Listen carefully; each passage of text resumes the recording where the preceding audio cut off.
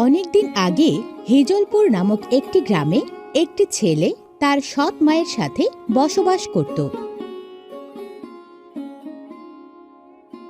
মা, ও মা, ক্ষুধা লাগছে, কিছু খাইতে দিবা? বলি, কোনো কাজ কি করস নাকি যে তোরে খাইতে দিমু? কিছু খাইতে দাও না গো, আমি কাজ খুঁজা পাইলে কাজ করব মা। এখনকার মতো দিতাছি, এরপর থেকে আর খাওন পাবি না। আচ্ছা ঠিক আছে, আমি চেষ্টা করব মা।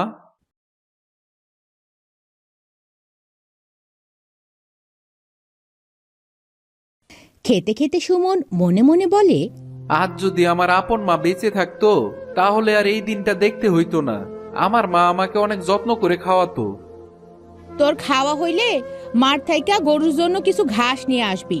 হইছিস তো বাপের মতো, কোনো কাজ কামের ঠিক নাই। তুমি কোনো চিন্তা করো না মা, আমি সব কাজই কইরা দিব।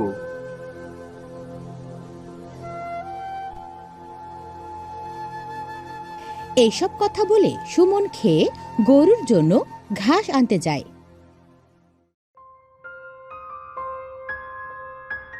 হে উপরওয়ালা, কেন যে তুমি আমাকে এত দুঃখ দিছো? আজ আমি বড়ই অসহায়, কোনো কাজই নাই। কাজ না হইলে তো খাবারও পাবো না। তুমি আমাকে একটা পথ দেখাও। যাই, এবার বরং ঘাস কাইটা নিয়ে যায় বাড়িতে যাই।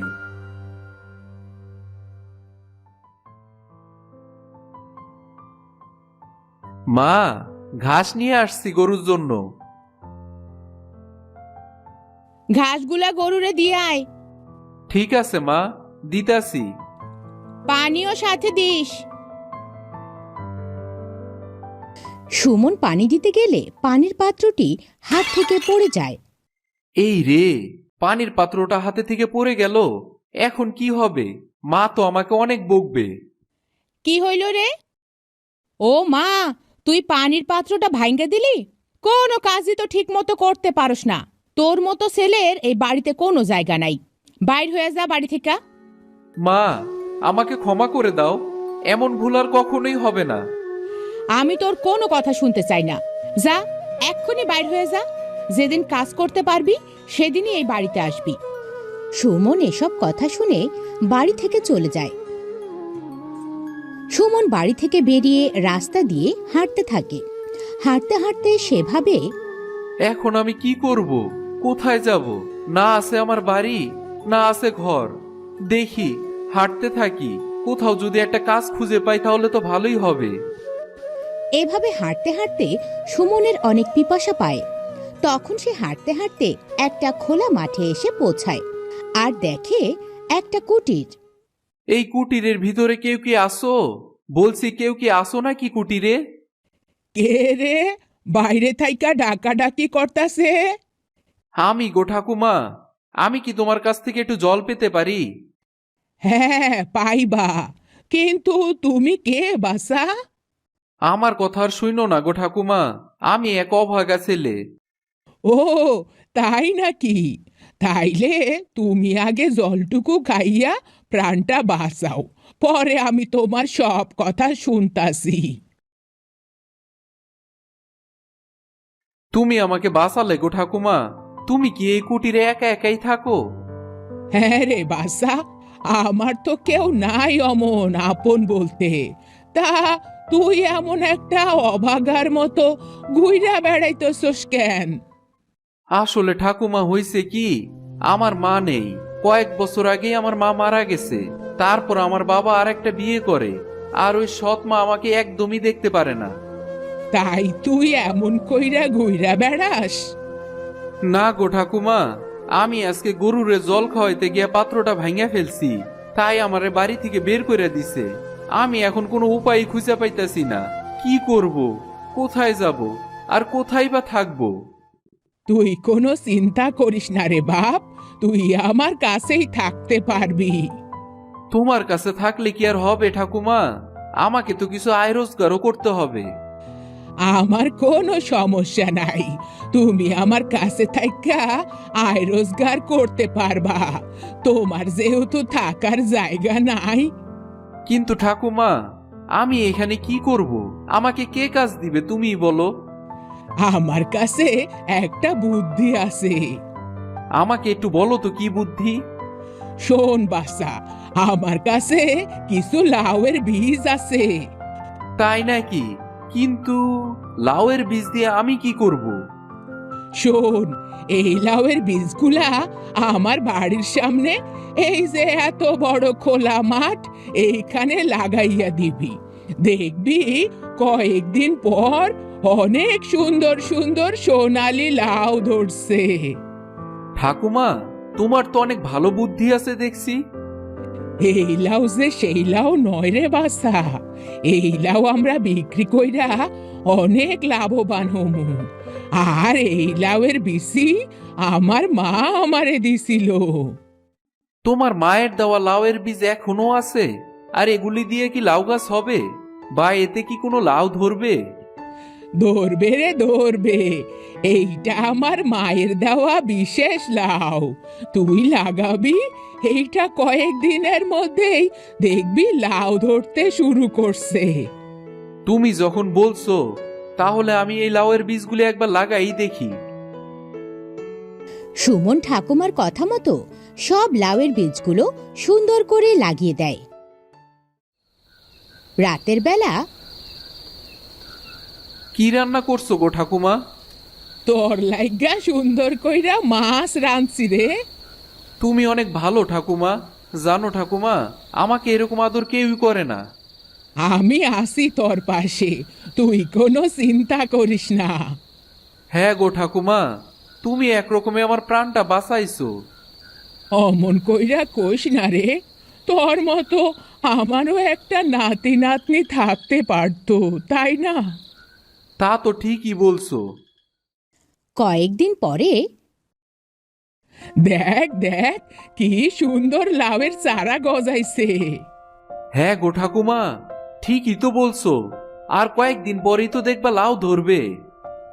আজকাল তো বাজারে বড় লোকেরা লাউয়ের পাতাও কিনতে আসে যায়।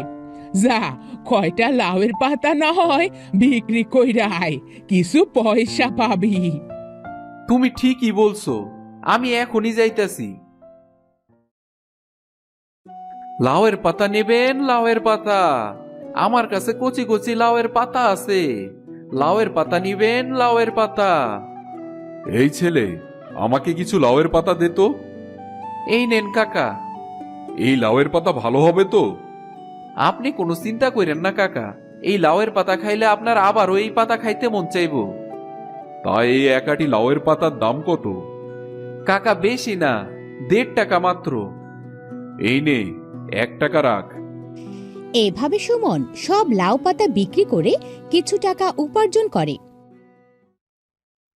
কয়েকদিন পরে গাছে অনেক সুন্দর সুন্দর লাউ ধরতে থাকে। ঠাকুমা, ঠাকুমা, দেখো আমাদের লাউ গাছে কত সুন্দর সুন্দর লাউ ধরছে। তা তো ধরবই, তুই কয়দিনে যা পরিশ্রম করছিস, গাছে দেখবি লাউগুলা খাইতেও অনেক ভালো হইব। তাই যেন হয় গো ঠাকুমা, তাই যেন হয়। লাউগুলা তো বেশ বড় বড় হইল রে, কালকে গিয়া বেচা রাইখা আসিস কিছু লাউ। আচ্ছা ঠিক আছে ঠাকুমা।